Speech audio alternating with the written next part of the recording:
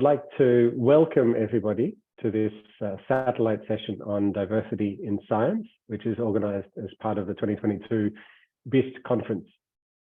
My name is Rob Sewell. I'm Head of Academic Affairs at ICFO, which is one of the 7 research institutes that constitute the BIST community. Connecting here from Castelldefels in Barcelona, you can see the photonic science labs behind me. While I give 1 or 2 minutes more for people to connect, I'm just going to do a little bit of house setting and housework, and then I will hand over to the session and introduce our speakers. For the housekeeping, please make sure that you connect with your microphones muted and you can connect with your cameras off. We have the Q&A channel, the chat channel in the Zoom session in order to collect questions from the floor. And please think of questions as the 3 guest speakers are presenting themselves and making their opening statements. Add them into the meeting chat so that we can use these for the Q&A session that we'll run afterwards. We will open the floor to questions from the audience directly in the second half of the session, and I'll invite you to, at that stage, turn on your video and open your microphone and ask the question directly and interact directly with our speakers. But in the meantime, please think of questions, put them through into the meeting chat, and at the end you can either raise your hand or put a question through, and I'll give the floor to the audience for direct questions. With that, the housekeeping is over, and I'd like to formally open this session and thank the organizers, Zoila and Marta, for arranging this session, because I think that this is a topic which is incredibly important to continue to address in these types of fora. This session was very nicely framed, and you can read it on the website of the satellite session. And I'm just going to directly give this framing. So the framing was that the need for greater diversity in science has become increasingly apparent in recent years. Progress relies on creativity, collaboration, and a variety of perspectives, all of which increase with greater diversity. Advances in science, while also creating a more inclusive and supportive environment. Science continues to lack the voices and contributions of underrepresented communities, which is an issue that requires our urgent attention. And so this session is aimed to examine the current status of diversity in science at research institutes, to discuss the need to make improvements, and to consider initiatives that have either proven to be useful already or new ideas for new actions that might be brought to the field. And we have 3 fantastic speakers who bring diverse perspectives, diverse backgrounds to this discussion, who I'll introduce in just a second to make some opening statements.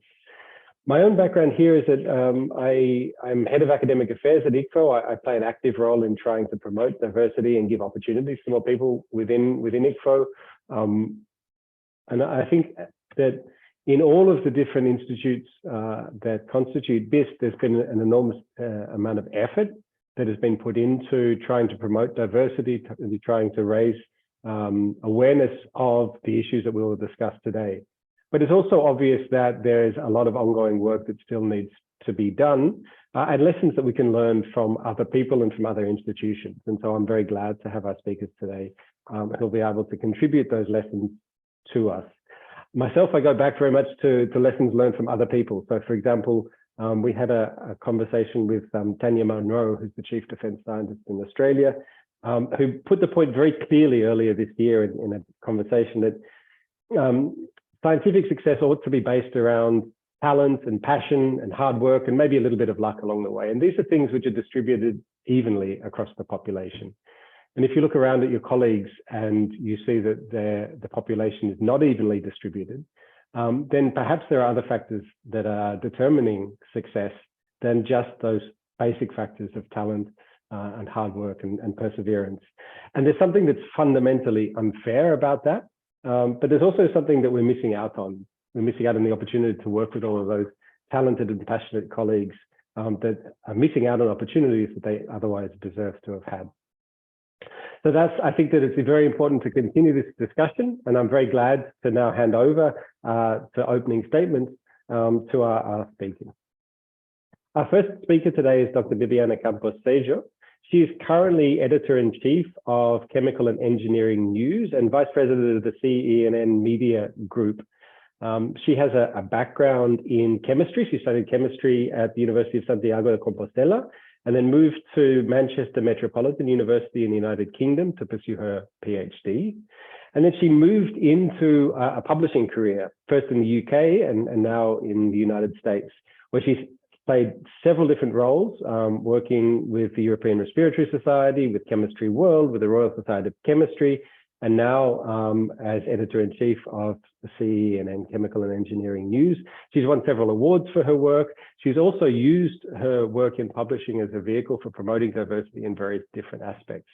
And so we're now going to hear from Bibiana, the work that she's been involved in as editor-in-chief of Chemical and Engineering News. Bibiana, the floor is yours for your contribution.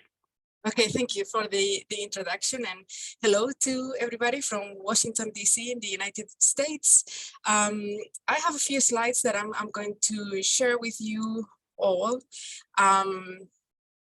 because I basically wanted to show you, can you actually see the slides? There's a little security thing. If you press, okay, perfect now. Okay, you can see them now. Okay, excellent, brilliant. All right, so I wanted to show you what my team has done and how chemical engineering uses driving diversity in the chemical sciences. CNN, as we refer to our independent news organization within the American Chemical Society, we do coverage in general of the chemical enterprise. But diversity is a very important part of that, and it has been for decades for us. And I would say that the American Chemical Society is one of the largest scientific societies in the world. There's a lot of activities that have to do with diversity, equity, inclusion, and respect. Is a value, one of the core values for our organization. But there's a lot of other programs that I'm not going to be talking about. But certainly, there's a lot that as an organization that we do around education and supporting individuals from underrepresented groups. And I think that if anybody's interested, please shoot me a line, and I'll be happy to either answer questions or connect you with the right person at ACS. So I'm going to concentrate just a little bit on chemical and engineering news. And then even within that is some of the activities that we do. So I'm not going to talk very broadly about it, but the way that we look at diversity, we look at it from two different perspectives. We look at it from the point of view of what we do and who we are, how we govern ourselves, like the kinds of things that we do kind of like as a team. And, there's a lot of activities there that you will not see, but you see the results of in our coverage and what we do. These are things that are important for the team, and they are grassroots efforts. So there's things that I think are worth highlighting, like, for example, the fact that we have a diversity committee within the team, and they hold us, the leadership of CNN accountable for the kinds of things that we do, and just to make sure that everything that we do across the board is diverse. We do a lot of diversity training. We have looked at our hiring practices, and we have experimented a little bit with anonymizing resumes, for example. We've also created a template that allows us to improve the candidate pool and also make sure that our evaluation process is equitable. So there's a lot of things that we have done for ourselves as a team to make sure that we keep diversity and inclusion in mind. But that's not what I think is important to talk about today. CNN, Chemical and Engineering News, as a news organization, we have a number of platforms that we use on an ongoing basis to communicate with members of the chemicals sciences community and more broadly than that. So we have a website, we have a print product, we have apps, we have newsletters, we have social media, and through all those channels, we communicate using certainly language that we believe is inclusive, and we put a lot of effort in that. But there's a number of activities that are certainly focused around diversity specifically. So it's not just the tone, how we speak. It's not just about the images and making sure that those images are representative of society these days, but there's activities specifically that are targeted are highlighting the diversity of the chemical sciences, and one of them is Trailblazers. So I have shown you here our Trailblazers program, which is an editorial package that we started 3 years ago. Basically, the focus, the sole purpose of this is to celebrate diversity in the chemical sciences. It typically features a celebrity guest editor. In our very first edition, our celebrity guest editor was Jennifer Doudna, who then went on to win a Nobel Prize just a few months after that. And the focus of her Trailblazers issue was women entrepreneurs. Then year 2, which was 2021, we focus on Black excellence in the chemical sciences, and I'm going to show you in a minute. And then this year, our focus was the LGBTQ plus community. And here is the spread that we showed in the print magazine. And you will see some familiar faces, especially if you're a chemist there, but I want to highlight one, which is that person in the top right-hand corner that about a month ago received a Nobel Prize in chemistry for her research, and she was in June highlighted, as a member of the LGBTQ plus community in the sciences, and has been a champion for many years, and certainly very outspoken about diversity in general. So, really high-profile program that we have developed here. I wanted to show you, this is an example of the Black excellence issue that we produced last year. And I have put there a little kind of like a comment from somebody, a postdoc at MIT, that basically really in a way kind of celebrated what we were trying to achieve here with Trailblazers, which is to actually show that everybody is and can be part of the chemical sciences community, that there's a way for me, in this case for this person, for others that look like me, to be part of the community, to be represented, to be highlighted and celebrated. So it was nice to see that this effort is noted and is doing what is intended to do. More examples, again, like focusing on underrepresented groups as well, LGBTQ plus chemists that you should know about. So the people that have been not part of the, like the books where when we study chemistry, that, these people have not been in some cases, or in most cases, represented. And we want to make sure that, the record is set straight and that we celebrate their work and their lives. And Hispanic and Latino chemists, I know that you would like that because some of you may be from Spain. Next year, our Trailblazers issue is going to be about Hispanic and Latino chemists. So we're looking for a guest editor. So recommendations are welcome. Trailblazers is very special for us. We do that once a year and we have been doing it for 3 years, but CNN has been a champion of diversity in the chemical sciences for decades. I wanted to show you other examples that go beyond race, for example, in the first case, or gender or sex. So signing science, and how there's a lot of work that deaf chemists are doing to create new science. So they're actually developing a language so that they can actually communicate, in terms of chemistry. We also did another, these are cover stories actually on study on sexual harassment, also about Asian chemists and how they in some cases don't feel welcome into the chemical sciences. So those are just some examples that we have done in the recent years. More examples, we do it all the time. So not only we are diverse in terms of how we speak, how we represent people in the work that we do, but also in terms of the topics and the themes for our editorial packages and our stories. And beyond just what we write and what we cover in the pages of CNN, we've also developed other activities. So we have done events, for example, as well, in partnership with the Gordon Research Conferences. We have done power hours, which are around diversity, bringing people together to talk about the issues and how to overcome them.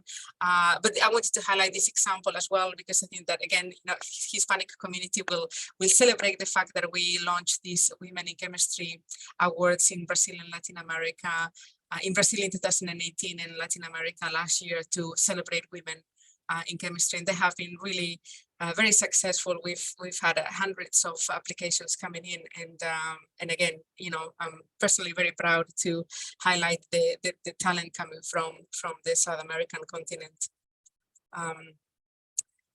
Those are some examples of the work that they do. We believe that our work is impactful. Again, I wanted here to put a couple of examples of how it is received by the community. And I put an example there from Fernando, who I believe he's listening, because he was kind of like, in a way, giving us a pass to use the rainbow flag in our logo. A lot of organizations use it, and perhaps they should they shouldn't, because they don't have a good track record. And I think that you have to put your money where your mouth is, or whatever the expression is. You really have to do it all year round, and not when it comes to Pride Month, or when it comes to celebrating Black History Month or anything like that. It is a way of living, it's a way of doing things, not just something that you do for marketing purposes. So I do agree with that.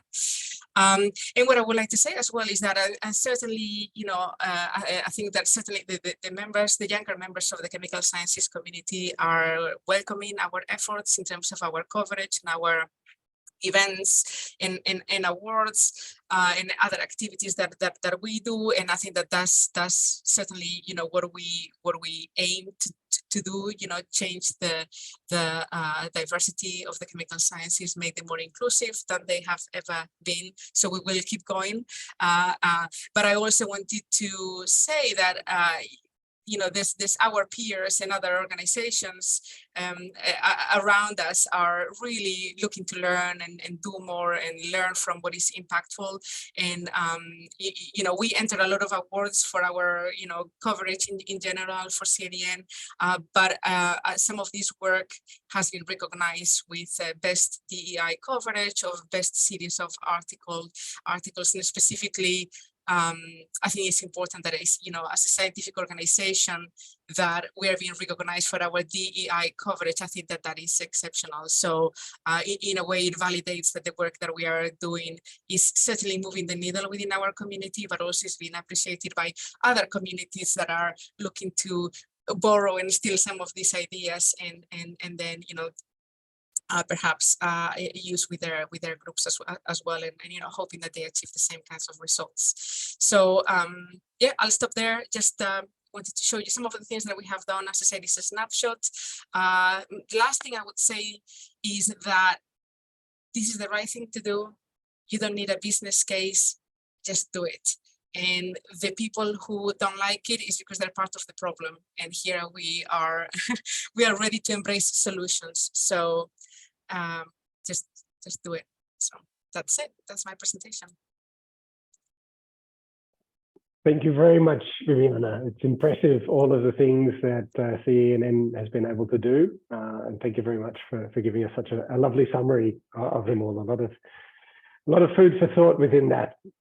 I'll continue introducing all of our speakers, and then we'll open out to questions. Our second speaker is Dr. Judith Conrix. I apologize if I've pronounced that poorly. Please correct me if I have. No problem, I'm used. Judith is section head of life sciences at the ALBA synchrotron, which is, for those who are not familiar, it's a research facility here in Barcelona, in the Barcelona region. Her own research focuses on scientific instrumentation, the effects of radiation damage, oxidative stress, supermolecular chemistry, a whole range of different topics. But she's also played several leadership roles within the synchrotron. So commissioning a new beamline prior to being promoted to section head of the life sciences, and now leading the strategy of engaging with all of the different research centers and the hospitals and the entire research community around Barcelona and further afield for use of the synchrotron facility. She's also a transgrad activist who's collaborated in the definition of the Catalan integral healthcare system for trans people based on informed consent, among other initiatives.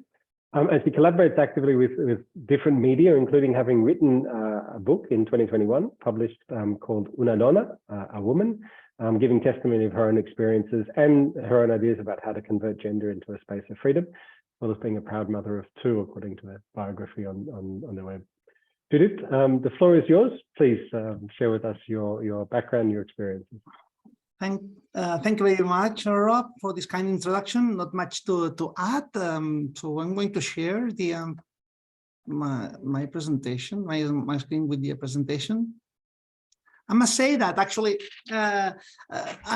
I'm going to talk on different issues than Viviana did in terms of gender equality and diversity. At ALBA, we have done less actually. Actually, we have just approved in some weeks ago the equality plan, and actually we are just starting the human resources strategy for researchers, in which I'm participating. Oops, I think I touched something. Okay, so we are now taking very, very seriously the gender diversity and gender equality. I don't include the women in gender diversity actually, because we are the 50% of the population, so it's not a diversity at all. If we are accepting that we are diversity, that means that this is not the natural place to be. I mean, science is not the natural place to be for women. So I really want to talk on diversity and women in science, and but I'm going to talk a little bit more general and essentially the importance of perspective actually in science, and then at the end I'm going to make the importance of science. I'm going to reduce actually the importance of science when it comes to gender actually, because gender and actually the personal development is a right. So science does not have so much to say about that. So talking about perspectives, you have already heard about that, and you have seen this Venus of Willendorf, and you know this is a prehistoric and actually Paleolithic figures. And it was said that was a sexual and fecundity symbol of these ancient cultures. But in the 90s, there was a revolutionary theory in which simply the Venus, the exaggerated, the sexual enhanced figures of the Venus of Willendorf was simply explained because the figures were made by women themselves that went pregnant, and during the pregnancy they could not do much. They could not hunt, they could not do anything. And what did they do? So simply they carved up in stones or in woods actually. So perspective is important in science. I mean, and it's not a matter of justice only, which is actually the most important. It's also the quality of science. Quality of science depends as well on gender balance and as well diversity. Another example is Rose Fritsch, which actually is the aunt of the Joan Baez, the singer. And she found, and she published in Science actually, that the menstrual cycles stop in case of acute reduction of weight. And actually this is well known, but actually that was very, very well known for a long time in cattle. But nobody thought that could happen as well for women actually, and that's important. That's very important because malnutrition and fertility has a relationship, and also there's a relationship between the low fat weight percentage and the breast cancer morbidity. So I mean things that were into perspective for males. I mean, when researchers were females, the whole subject was simply taking another perspective, which was actually very, very relevant. So perspective matters. And in a very trivial case, you have already seen many times these diagrams with the muscular system, etc. But probably you have not seen so many times this picture, right? With this milk ducts and, well, I mean the breast, the female breast, and so representation is really here very, very important. And now you know who is underrepresented and what is actually the medical or actually the represented canon. This is called the Yentl syndrome, actually, which is to take essentially the masculine as a medical canon, and that leads to important issues in terms of health and actually in terms of research relevant to health as well. Essentially, well, there are some examples on it. I'm not going to talk about that so much, but say a couple of examples: coronary artery disease that's important, and actually the reactions in a female body is different, are different than the reactions in a male body, actually. Or when the heart comes to pressure overload, the females the female body react towards going to thicker walls, while male go to thinner walls, actually. And that's important for the drugs, because the drugs will try to compensate an effect of the body, and actually this may be good for males, but may be harmful for females. So it's very, very important that this research is segregated by sex, at least by binary sex.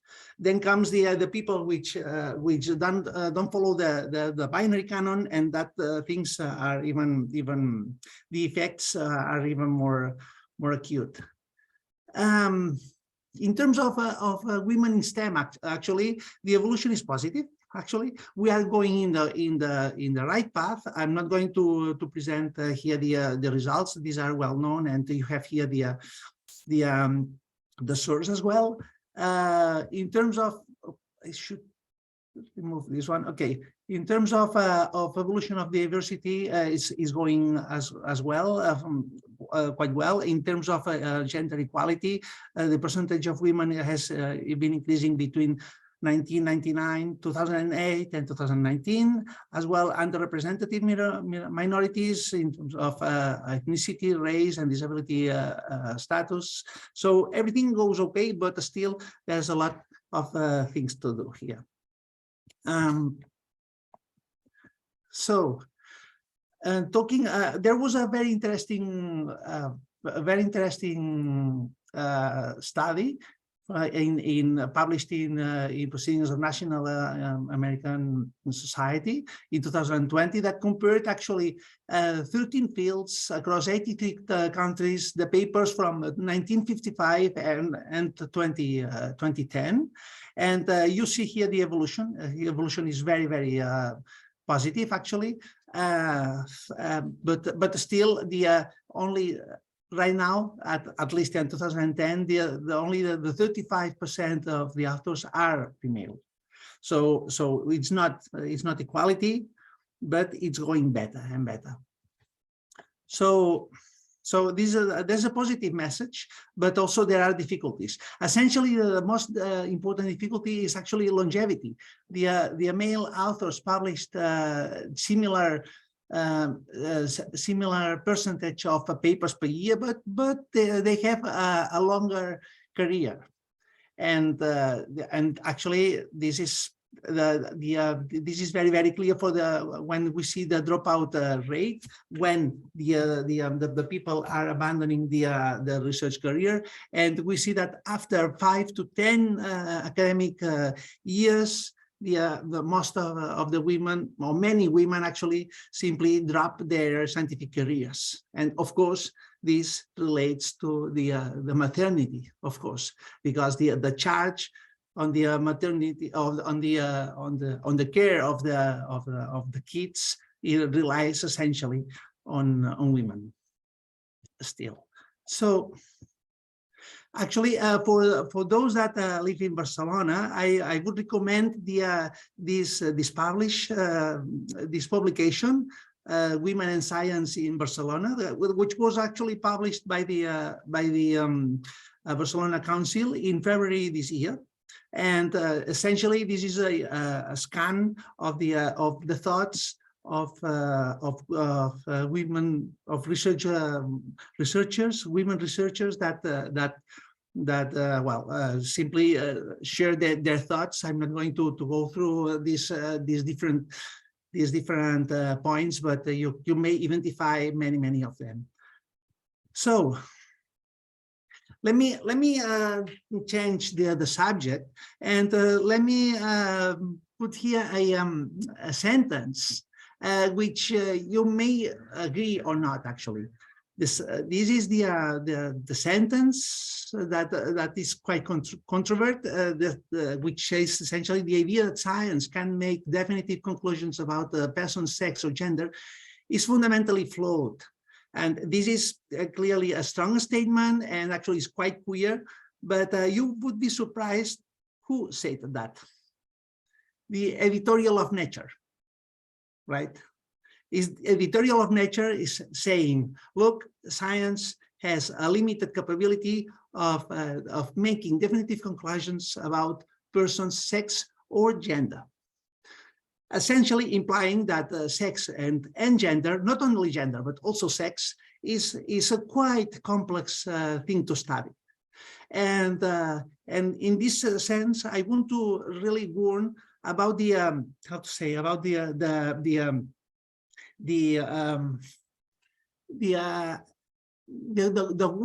will of science in trying to really go far on sex, on gender, without taking into account that there are people behind that sex or that gender that at the end may find their rights simply erased. And this is clearly the case of trans people. I'm transgender person, so I'm really affected. So I wanted to just to give you a glimpse of what's going on this field. I'm going to show you here only a paper in PLOS ONE, so it's a well-known journal. Essentially, in this publication in Sweden, they simply followed up the for 30 years, quite a large number of transgender people, 324, and they were simply following which were their evolution. And essentially what they're finding after a lot of statistics that I'm not going to go into, that finally they after this long study, they suggest that the sex reassignment, although alleviating gender dysphoria, may not suffice as treatment for transsexualism, and should inspire improved psychiatric, that means more and better diagnostics, and somatic care, that means more pills, after sex reassignment for this patient group.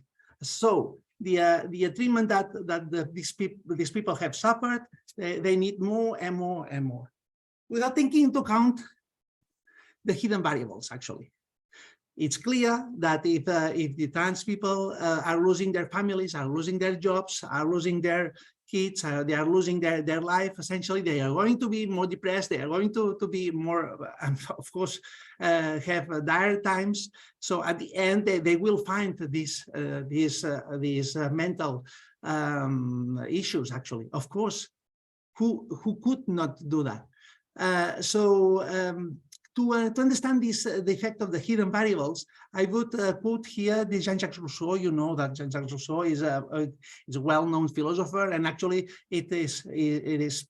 I mean, it's a nice guy, because he was saying that well, the education makes us better, etc. But he was saying something interesting. He was saying girls don't like to learn to write and to read and write, and yet they are always willing to learn to sew.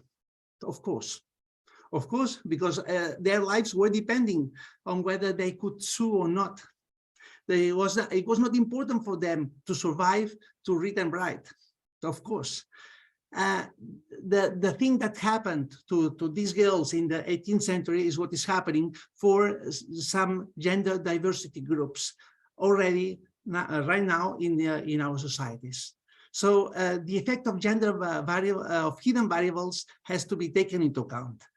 I wasn't living in. I was born in the 70s. During my life, I have suffered a psychosexual disorder. I have a sexual identity disorder. I had a disorder of something here, maybe a paraphilia, identity disorder, also condition related to sexual health, gender dysphoria.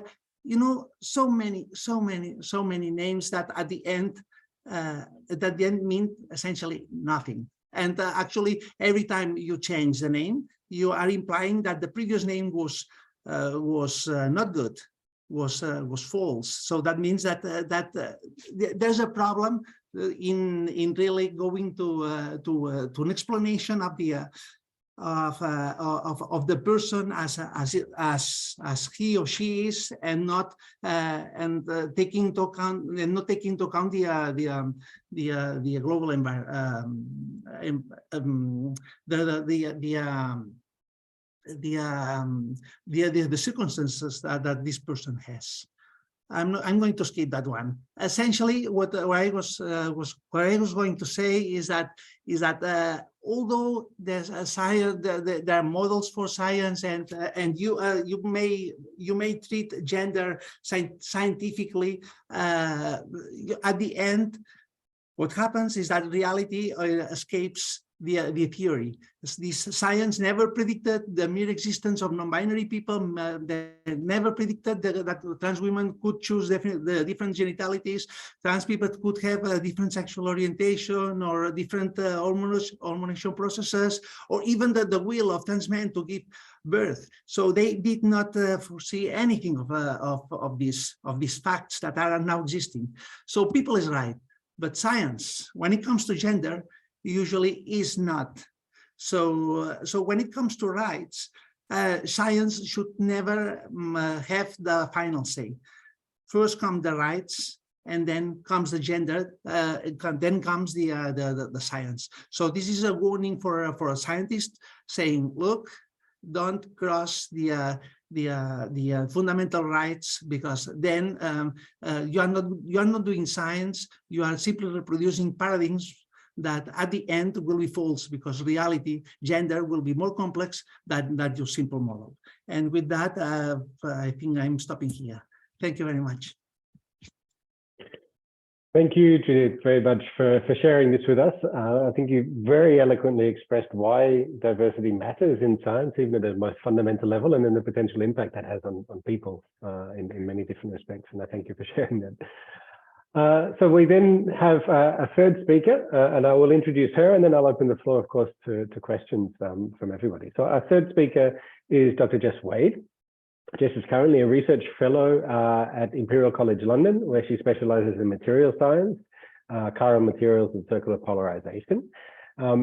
She comes from a background having done a foundation course in art and design at Chelsea College of Art and Design, but then moving into a Master of Physics at Imperial College, where she continued to do her PhD in the field of organic semiconductors. All along the way, she has been committed, actively committed in many different respects to improving diversity in science through actions online, offline, contributing and leading to various different initiatives to engage girls in physics and chemistry and engineering, including through writing Wikipedia biographies of women and people of color every single day. So this has been an enormous effort since 2018. She's also recently written a children's book on materials and nanoscience called Nano, the Spectacular Science of the Very, Very Small. Jess, it's a pleasure to have you here with us today, and I give you the floor to tell us a little bit about your own path and the lessons you've learned along the way. Sure, I'm going to try and be quick so we have time for questions. So yeah, thank you for the great introduction, and also that it's been amazing talks from Viviana and Judith so far. I thought I'd just kind of give the context and then talk a bit about what I think we can do about diversity, and also why I think Wikipedia is really important for our role as scientists. So just to give you kind of the numbers that motivate me to work in these issues, but I think, you know, they'll vary a little bit depending on where people are in the world. Women are incredibly underrepresented in UK physics. Even at undergraduate level, it's about 1 in 5 of our undergrads identify as women, and this hasn't changed for decades. So this is kind of my huge motivation, is that, you know, we've been talking about this and people have been doing these panels for a really long time, but nothing's shifted. So what are we actually going to do to change that? Not only is physics incredibly male dominated, but it's also a very privileged subject to study. So it's overrepresented by people from higher socioeconomic backgrounds, and it's extraordinarily white. this is undergraduate level, but if you kind of move through and see who gets promoted and eventually appointed as professor, it's about 10% women. And in the whole of the UK, with 19,500 professors in every subject, 0% of our physics professors are Black. That doesn't take into account if the number is kind of 1 or 2 people for risk of identifying individuals, but you kind of see how dire the situation is. So we've got a kind of diversity crisis in subjects like physics. This goes beyond gender and ethnicity, as kind of eloquently introduced already. But also, if we look at the representation and the inclusion of scientists from LGBTQ+ backgrounds, there's quite a lot of data on this. You know, there was a report by APS, the American Physical Society, I think in 2013, that found 40% of LGBT+ scientists weren't out. They didn't feel comfortable being themselves in their scientific community. And actually this was repeated in 2018 by a bunch of societies in the UK who found similar statistics on who feels comfortable being themselves at work, but also found that 1 in 5 trans scientists often consider leaving science because they're not included and they feel this discrimination against them because of who they are. And this kind of, you know, these data are what really motivates me to act and has done throughout my degree and then my PhD and then my career now. So I guess, you know, we've heard a lot about why these factors may arise, but just to kind of summarize where my thinking is on this, and I'm really going to try and be as quick as possible, but I think a big part of it is kind of education and access to these careers. You know, who's choosing to study these subjects and why are some groups not? The support and the guidance that people get throughout their career, and then really the recognition and celebration. And actually, I think that Bibiana really touched on how incredible it has been what CEN News have done in the past few years of really doing this in an important way. You know, you mentioned that the stuff I've been doing on Wikipedia, and actually, if I just look at the CEN News Talented 12 every year, that list of kind of extraordinary people is so meaningfully diverse. You know, it's taken time to identify those individuals, and it's really people who are from historically excluded groups doing sensational science, and it's important the community recognizes them. So I've been thinking a lot about this. You know, what can we do to raise perception and awareness of these subjects amongst people really early in their career? How can we build confidence and resilience into communities from underrepresented groups? How can we let people into networks? You know, it's all well and good saying we're going to do a bunch of outreach for school kids and we're going to do this celebration for people at the top of the game. But what do you do for those early career scientists to let them in, you know, to open that door for them? And then who are people's cheerleaders and sponsors and that kind of network? And I think I started thinking a lot about this side, you know, the inspiration and the advocacy side, and just got a little bit annoyed with how much outreach people were doing that has absolutely no evidence behind what they're doing. They're just like, I'm going to go into a high school, stand there, give a talk about optics for an hour, and suddenly they'll all be inspired to take up optics and photonics. And I think it's just kind of naive of us as scientists to think that we really shift people's perceptions that much. So whenever I've been, you know, doing outreach myself or trying to get other graduate students and early career people to do outreach, I've really said we need to put kind of evidence behind what we're doing. There's actually quite a lot of research based on what does and doesn't work with young people. There's been a huge amount done by the Institute of Physics in the UK for about 25 years, looking at girls' participation in physics in high school, and more recently also looking at ethnicity and other protected characteristics. And this really kind of points you to the fact that it's so rooted in confidence and confidence in real technical aspects of their curriculum.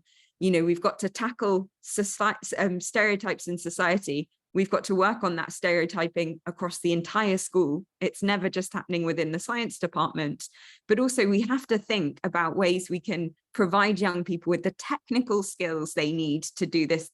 It's not a lack of inspiration, it's confidence and technical skills. So this is kind of what I've focused on really with younger communities. And then I've been thinking a lot about, you know, recognition and honor.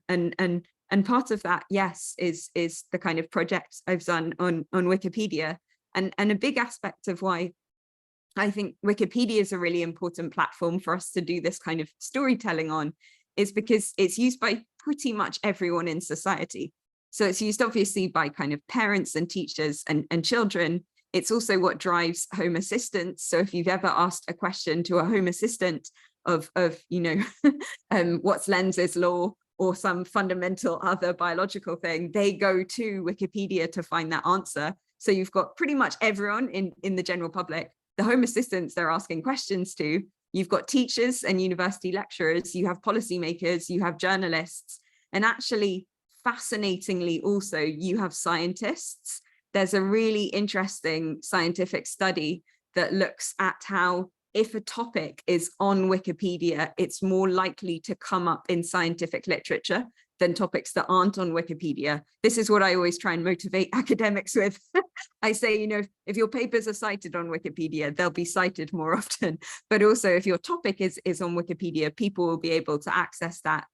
But Wikipedia has huge gaps. So despite being, you know, the 5th most popular website in the world and used by billions of people every month, anything to do with women is desperately underrepresented. Women's biographies make up about 19% of the biographies on English-speaking Wikipedia. And it's pretty common across other main languages.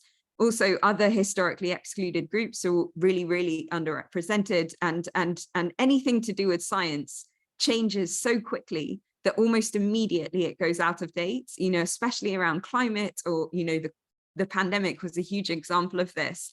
But because Wikipedia is this critical source for everyone in society, irrespective of their political standing, irrespective of their geographic location or their gender or their ethnicity, I think it's really critical we get it right. And also the thing that kind of continuously frustrates me on Wikipedia is that, and I couldn't find a good emoji for this, so this is my emoji, but kind of pop stars and musicians and Taylor Swift's album are comprehensively covered, but science and academic topics are really poorly covered. You know, you get the feeling when you're looking at it that a bunch of nerds wrote those pages in 2001 or whenever Wikipedia started, and no one's gone back to give that kind of tender loving care. So you have this huge challenge, I think, that we have a platform that we could be doing really good science communication and advocacy on, but it's really challenged by a lack of people contributing to it. And as was kind of incredibly generously introduced by Rob, I've been editing Wikipedia on a huge mission now for about 4 years.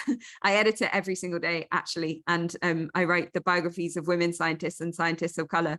And it's just been this absolutely incredible journey. I'm nearly at 1800, so we'll have a virtual party then.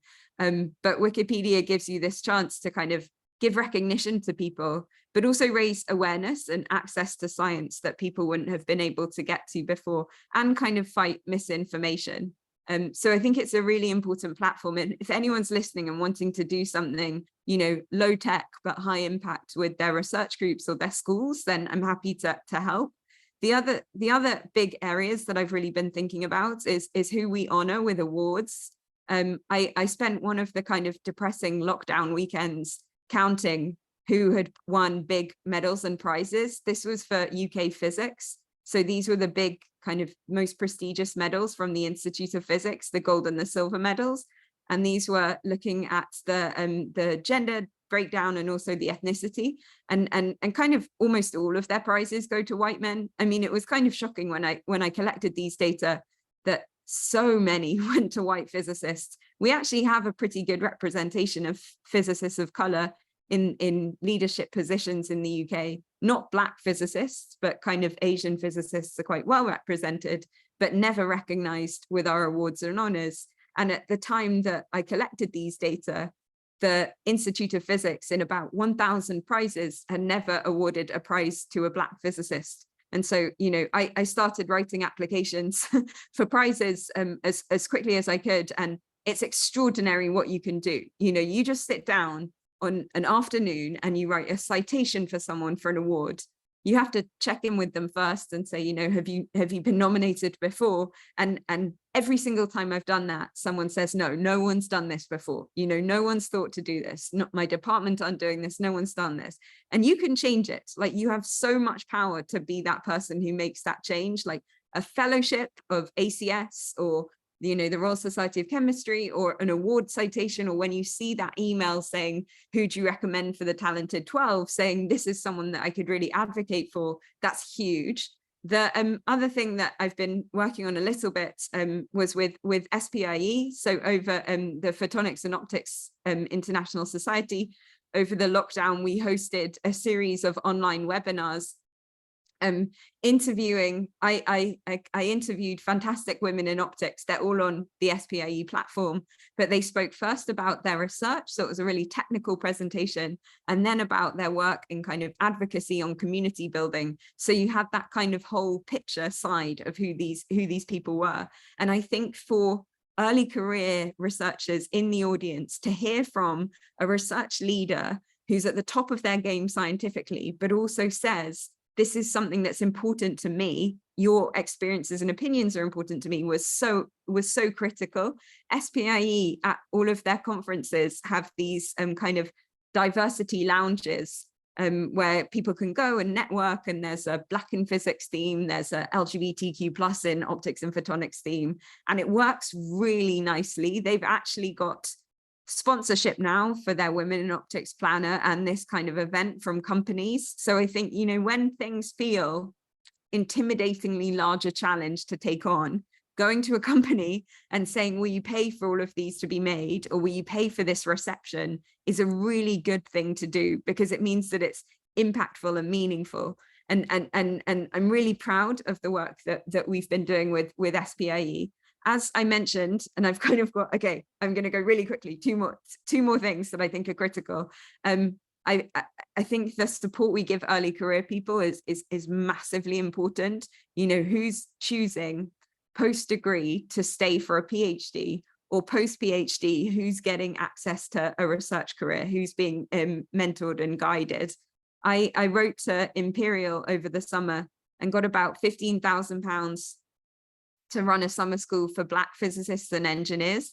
I basically came up with my dream list of things that I'd want in a summer school. So kind of how to write a resume, how to write a fellowship application, how to prepare for an interview, how to be on the job search, and then cool people I know who make podcasts and do social media really well. And we had this incredible network of people come from all around the UK of Black engineers, mainly engineers, a few physicists. And I've actually got some more funding to do something with L'Oreal next January for women scientists, and also to have this lecture tour of African-American physicists coming to the UK. But these were all just me kind of reaching out to a community like the Blackett Lab family and saying, this is something I think we could do together, and then kind of applying for the money so that it wasn't all the burden put on the Black community to fix things for the Black community, because I feel like that happens a lot. And the final thing I wanted to mention was how critical I think these diversity efforts are for students. And I've kind of touched on, why I think they're very important for early career people. But students really care about what they're taught, and they really care about how passionate and engaged their lecturers and their professors are. And we have a huge shortage of content related to women or anyone from historically diverse groups in our curricula. This was looking at our high school science curriculum. This is the GCSE is an exam taken at 15 and 16 in the UK, and not a single woman's name. This was from 2020. I got an email about a year ago from the Institute of Physics, who were looking at their degree accreditation program for the physics degrees, so physics undergrad degrees. And they said, oh, we love what you're doing on Wikipedia. We want to include some of that into our accreditation. And, I had no idea what that actually meant, but we had a phone call, and I ended up getting them to sponsor 4 undergraduate students who worked all summer on looking at the physics curriculum. These were the incredible undergrads we recruited from all around the UK. Looking at the physics curriculum and coming up with ways that we could embed concepts related to equity and inclusivity into that. We had about 75 applications. So just to show you how much physics students want this, and we paid them for the summer. They're quite cheap. You pay them the standard rate, but if you want people who are passionate and fired up and in the right place to engage with the community, I'd say go to your undergrads and say, would you like to work on this? They had a whole little timeline they made of when they started to the work they did, but they created the most beautiful things like guidelines to make inclusive exam questions, how to make labs inclusive. They made a whole website that had topics and people that you could introduce to your scientific curricula to include concepts related to inclusivity, but also ways that you could embed, you know, particular parts of the world that were going unnoticed when we speak about physics in this very white Western way that we do. And they really thought about it. You know, they had the time, they had the summer, and they had, I guess, academics telling them that this was important to them. So I think there are a bunch of different ways that we can all build a more equitable community. One is really thinking about the online and offline outreach we do, and really thinking about what evidence we're using to do that. You know, like Bibiana said, there's like a whole bunch of things that we could do, but actually we need to target that into the ways that will be most effective. Nominating people for prizes seems like really low-hanging fruit. There are really sensational people who are just going overlooked. You know, there's never been a night in the last 4 years that I've sat down and not had someone to write a Wikipedia page about. And that's pretty sensational, right? I think a critical thing is to not let people who are from groups that are already historically excluded do all the work in this. You know, it shouldn't always be people like Judith speaking up on behalf of the trans community. We need everyone to speak up and to say these things. If you are from a group that's historically overrepresented, I think you need to be prepared to step aside.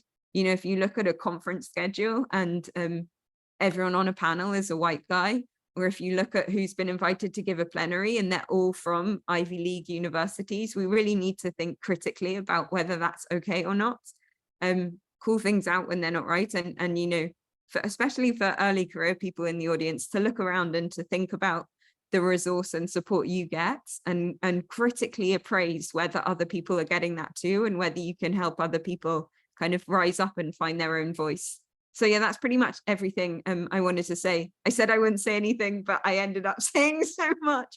I'm really looking forward to this discussion. And I shouldn't put my Twitter up anymore because we're not allowed on Twitter now that Elon Musk's taken it over, but these are from the before times, so thank you. Thank you so much, Jess, for sharing all of that with us. So this is our panel, Jess, Bibiana, and Judith, who are here to now answer questions. And I see that there are some questions coming through on the meeting chat. And I encourage everyone in the audience to either put your questions there or to put your hand up directly and to engage in the conversation. I'm going to kick off with a couple of questions, but then I'll pass over to the questions that are coming through from the floor. I might go backwards. Jess, you've emphasized very much and very eloquently inspiration and the type of work that can be done to both to inspire a younger generation, to give recognition for that, but also the importance of evidence base for that. So I wanted to ask you about your own inspirations and what pushed you into science, and then also into this path of really being an advocate for diversity. But now I also think I would like to ask you about how did you develop the confidence and the technical skills to be able to pursue that path? Was it just a matter of being inspired, or was there something else there? Yeah, good question with a very easy answer. I had a sensationally good teacher. You know, I went to a school where I had a physicist teaching me physics, and actually she was a woman physicist, which I later found out had a PhD in material science, which I never knew until I became a material scientist. But I think, you know, I cheated, right? Because I had a really good teacher at high school. She inspired me and she gave me the confidence. And then I got to university and I realized that not everyone had that. I realized, you know, whether you're in Spain or in the UK or in the US, we have a huge shortage of experts teaching kids science. You know, it's a very hard job being a physics or a chemistry or a maths teacher, and physics and chemistry and math graduates can go off into any career and get paid a huge amount of money. And it's very hard to keep them in the teaching profession. So most young people in high school are taught by people who aren't very inspired, who aren't really into their subject, and they have all these stereotypes from society telling them that women do certain things and that people of certain ethnicities don't do that subject. So it's really not surprising they don't do it. So the reason I chose to do physics was because I had a really incredible teacher. And the reason that I'm motivated to try and make it more inclusive and welcoming to other people is because I had a really incredible teacher, and I don't think everyone got that opportunity. And I'm kind of, I feel a responsibility to take that to as many people as possible. Good, thank you. Viviana, I want to ask a similar sort of question to you, because you've played a fantastic role in your leadership positions, particularly with CNE News, but also previously in really trying to tackle this problem of diversity, and in the actions that you've been involved in promoting, awards and prizes for women in Brazil and in Latin America, and also I noted that you've made efforts to translate material into Portuguese, into Spanish, to try and reach a broader community. So I'm curious also, in your case, what led you into stepping up and playing these and tackling this type of topic as you moved into leadership roles in the publishing industry? Yeah, and we have translated into Arabic and Chinese as well. Yes, yeah. I mean, it's a good question. I come from a non-privileged background. My parents could read and write, and that was it. So, I didn't know what a first-generation student was until about 7 years ago when I got to the US, and one of my colleagues says, "Oh, I'm first gen," and I said, "What is that?"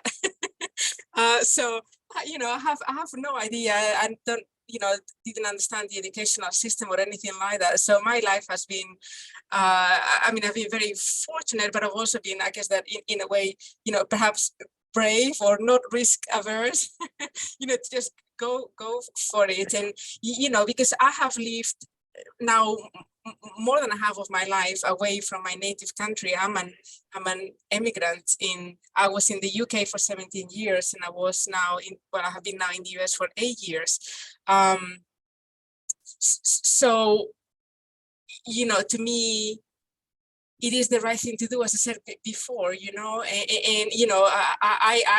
not living in the country that was my country of birth. I'm not speaking the language that I was, born talking, and, and I've seen, how women are, treated, and how people of color. My son is autistic, so now I'm very aware of neurodivergence and what that means, and, and so to me, science is going to be a big issue as well. So, it is something that has become very important to me personally, but as I have, been, a leader of teams, it's a grassroots thing as well, right? If you have the right people, everybody wants to do these kinds of things because it's important to all of them. So in a way, you're pushing against an open door in terms of getting your team to commit to these kinds of activities that are important to everybody. But I guess that my inspiration is just, having been, living in multiple countries, 2 different continents, and seeing that really, the world is a big place. We're all the same. We're all different. We're all beautiful and special. And I think that, again, it is the right thing to do. I mean, that is ultimately. Thank you. Judith, I want to ask you a question, and I was thinking about this and thinking, I should really criticize myself on this, because I was thinking that, it might, from my point of view, the sort of perspective that I come from here, I'm coming from a cisgender white male perspective, from a very privileged background. I have absolutely no direct personal experience of discrimination. It would be very easy to me to think, okay, it's very obvious why you might have stepped forward to talk about, the impact on yourself or what you see around you of the types of issues that you're stepping forward. But I don't think that that's obvious, because it's not everyone who's played a leadership role in stepping forward. So I'm very curious as to what gave you the courage and the inspiration to step forward and play a leadership role on the topics that touch you and you care about. From the guts, actually. I have an important thing in science, which is contrast. I have been living as a man, and I have been living as a woman, and livings are different, even in workplace. I'm fortunate enough so that I don't suffer so much, but there are still some differences that I don't think they are fair, This is one thing, and then the other thing is well, what has happened to me personally out of the science. I mean, how I'm treated by the science itself. I mean, it strikes me that I need a psychiatric diagnostic. To me, it's I mean, it's unbelievable. I mean, come on, I'm you know, I mean, so at the end. It's a contrast, it's a rage, and it's actually necessity. I would say these are the three key words that I would highlight. Thank you, and thank you for acting on those inspirations. Okay, so this is our panel. I'm going to open out to questions from the floor. There's a few that came through in the chat, but please put up your hand if you'd like to ask questions directly to any of our three speakers. I'm going to start with the questions that came through in the chat and give people the opportunity to ask their questions directly. So Natalia, you asked a question of Judith, along with a comment about a brilliant talk, which I fully agree with. Would you like to ask this directly? Please open your microphone, and if you feel comfortable with it, open your video as well. Hi, yes, sure. Thanks, Judith, for the brilliant presentation and for the summary that you made. Yeah, it was amazing. So I was, yeah, well, it's actually the question that I put in the chat. So talking about this representativeness in science, so I was like thinking about how is the percentage, the minimum percentage that we need as a women, no, leading these projects to change this trend in the masculinity representation, no?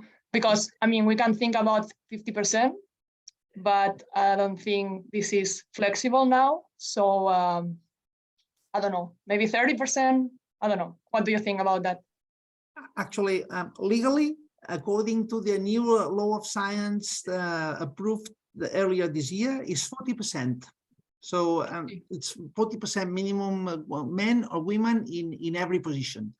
However, they don't say specific actions to ensure this percentage, but this has to be developed. Also, of course, this 40%, you really have to tune a little bit, because not everyone occupies the same. Once you have the position, not everyone occupies the same space. So it's not only that you have a gender. So that means that you might assume a gender role. It's also a matter of mixing the gender role. So I mean, it's not enough that women behave as women and they are still 40%, and men behave as men and they are 60% or 50%. Of course, this is not. So this is not the case. This would not be acceptable. So it's not only a matter of percentage, it's also a matter of attitude, it's also a matter of actually reducing the gender roles to the minimum, and well, essentially changing the culture of competitiveness to another kind of culture, more in the cooperativity. Clearly, this is just probably wishful thinking in many situations. But I think this is the aim. This is where we should aim for. But regarding the spaces, I mean, here there's another debate, which is what is like behave, or what does it mean like behave as a man or as a woman? Well, of course that's another story. No, I know, of course it doesn't make any sense to me. Clearly this doesn't make any sense. What I mean is that it's not only a matter of percentages. We have to change as well the culture of the institutes themselves. So it's not.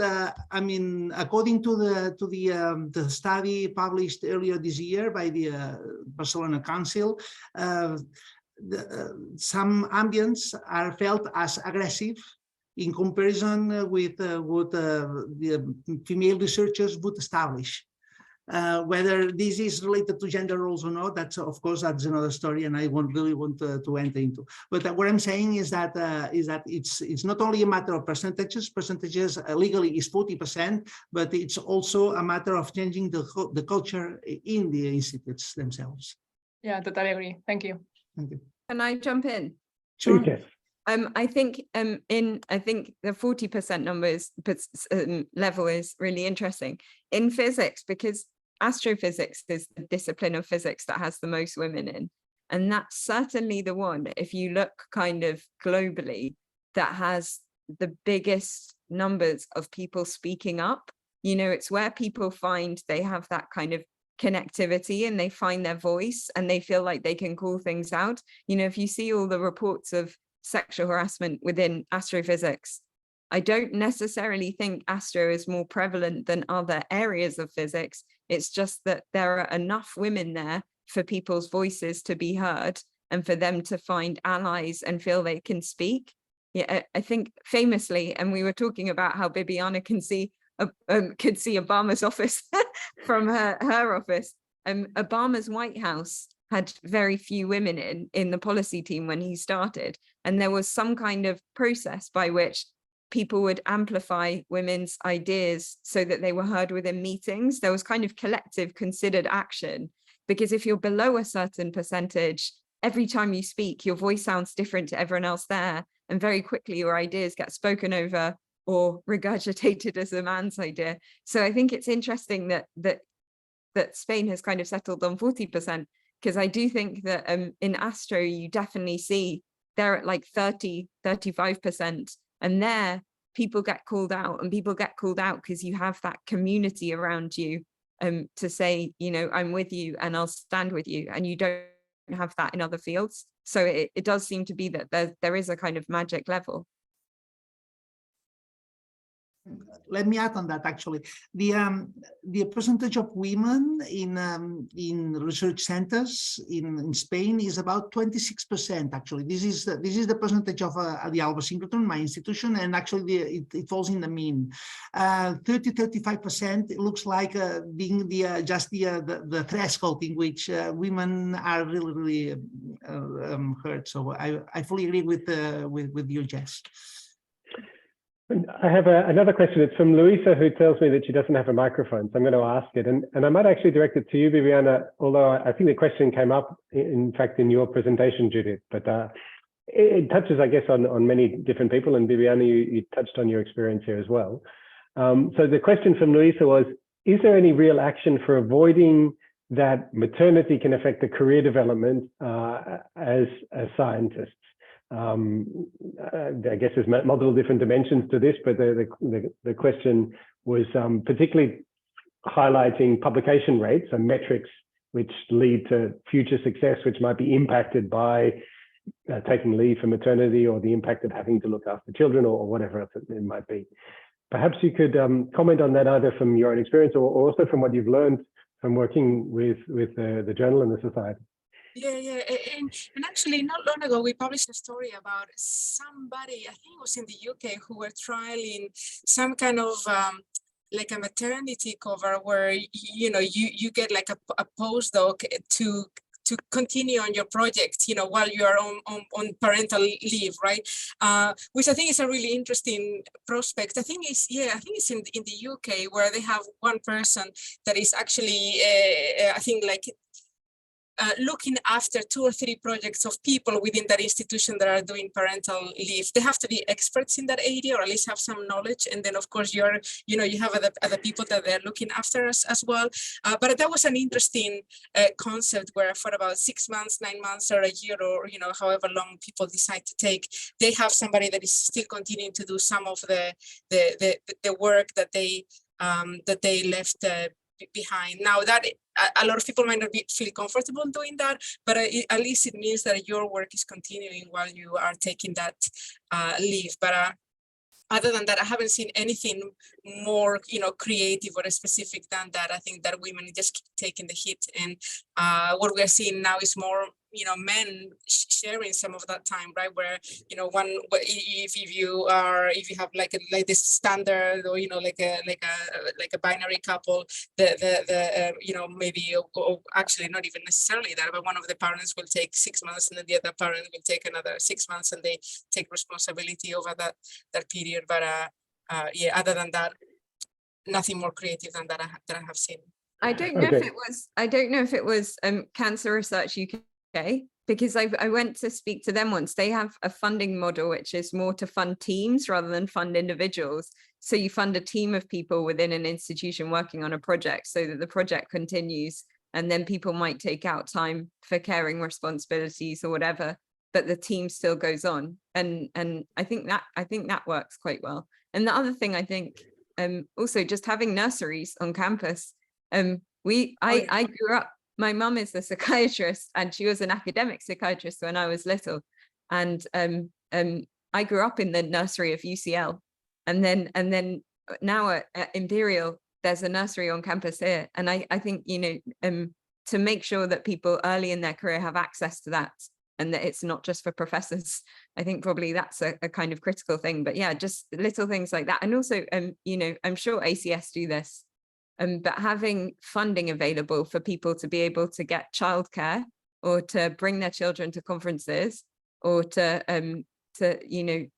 have opportunities to attend things that are outside of nursery hours. Yeah, I think things like that, and advertising them. Imperial has a carers fund, SPIE have a carers fund, the Institute of Physics have a carers fund, but so few people access them because they don't know they exist. So you have to do the good thing, and then you have to shout about it everywhere so that everyone starts using them, because they are there, but you just have to look a little harder.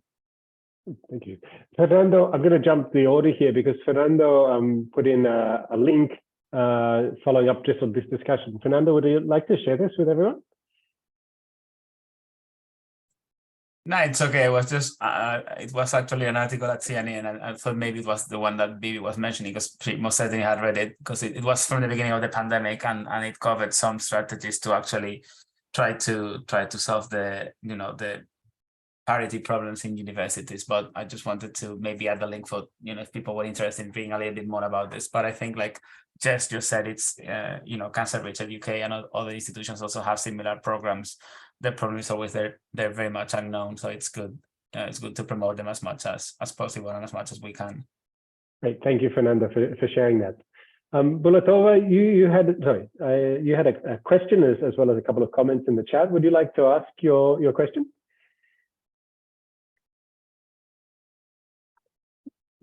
Maybe it's already dropped out. Maybe I can direct this to anybody, I guess, but maybe I'll direct this initially to you, Jess. And it follows on from the discussion you've just had about the impact of taking leave for caring duties on careers.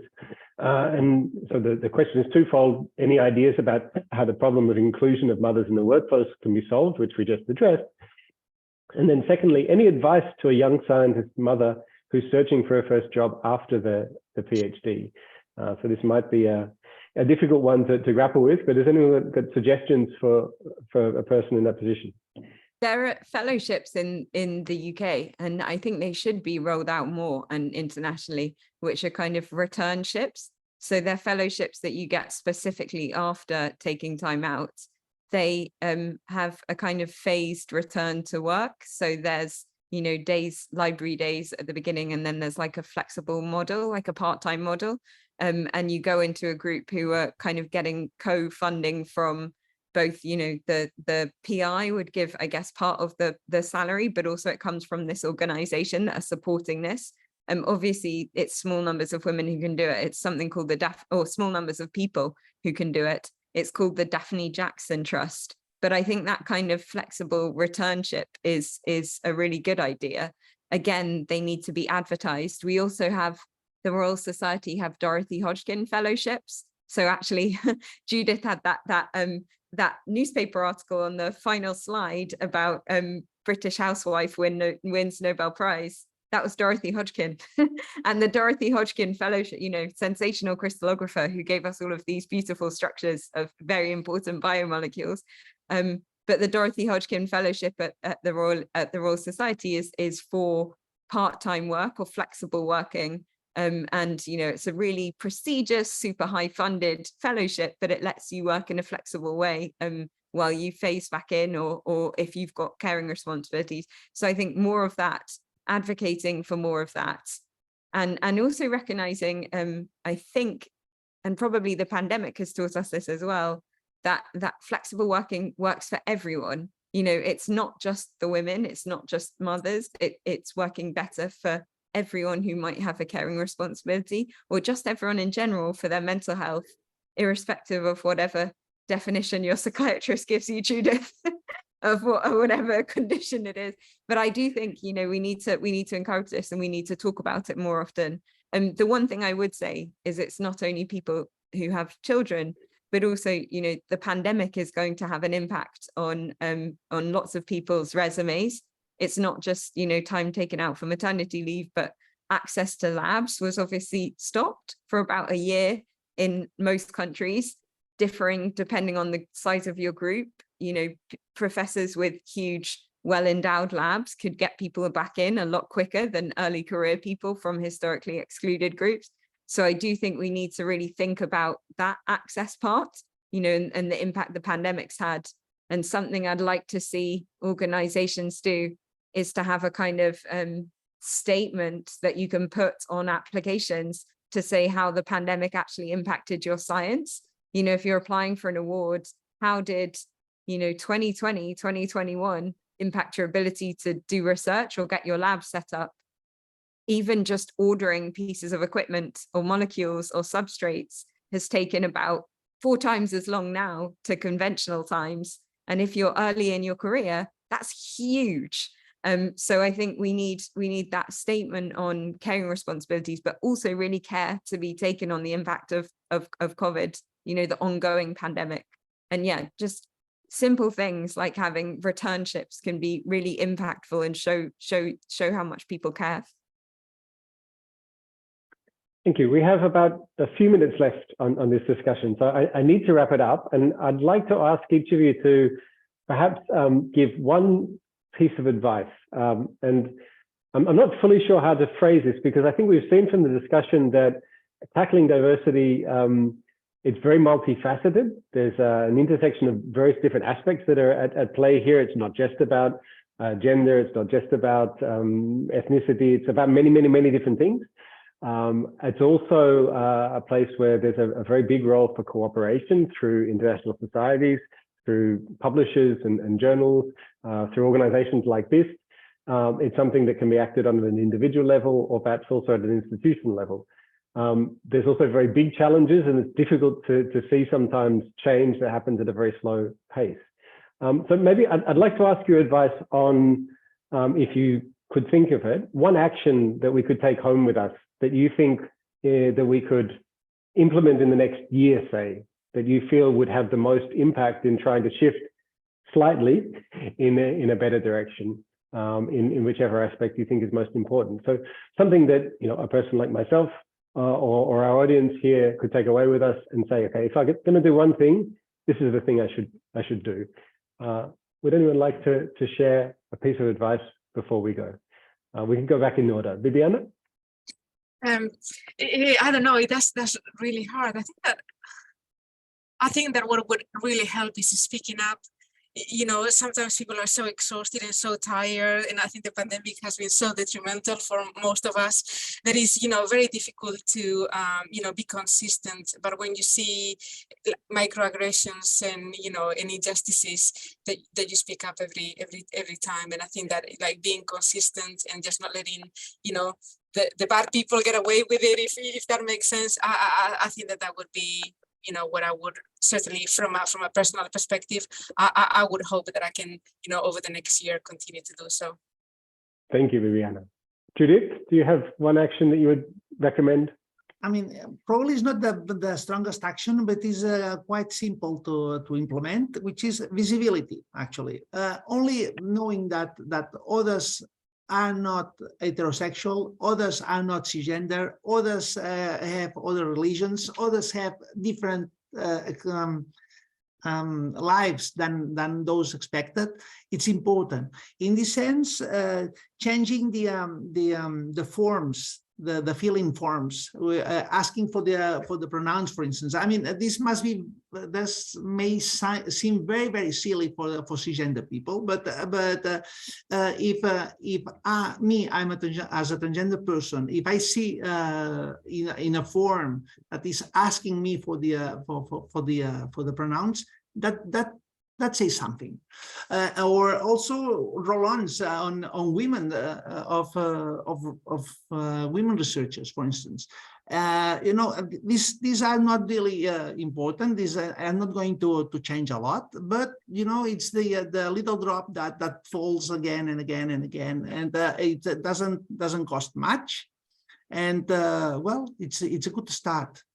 This is already being implemented, but I think a real reinforcement in places in which we don't expect that would be nice. Good. Thank you, Jess. I think nominate some, either we dismantle prizes altogether and we say science is a team effort, and as a result we should never celebrate individuals, which I'd be fine with, or we say we are going to nominate people proactively from more historically excluded groups. If you're a leader in an organization, going out to your members and saying, please, this is important to us. We really value diversity. Please consider who you nominate for fellow or for these awards. The American Geophysical Union did this, and people started nominating all of these extraordinary people that, you know, for decades they'd forgotten. So either we abolish awards or we encourage our communities and ourselves to nominate people from historically excluded groups for more and more awards, so that they get that recognition, and also they act as inspirational leaders for all of the early career people who see people like that being recognized. Fantastic. I think that's a wonderful way to close. We've got 3 pieces of advice. We should speak up, we should raise visibility, and we should nominate people for awards. I want to thank all of you for your fantastic contributions to this. I found the talks educational, but also inspiring. Your contributions have been over many, many years, also inspirational to many people. And I want to thank you for giving of your time to be able to share some of that with us here today. Thank you very much. Thank you to the audience for connecting. And with that, I'll bring today's session to a close. Thank you. Thanks. Bye. Thank you. Bye. Thanks very much. It's been great.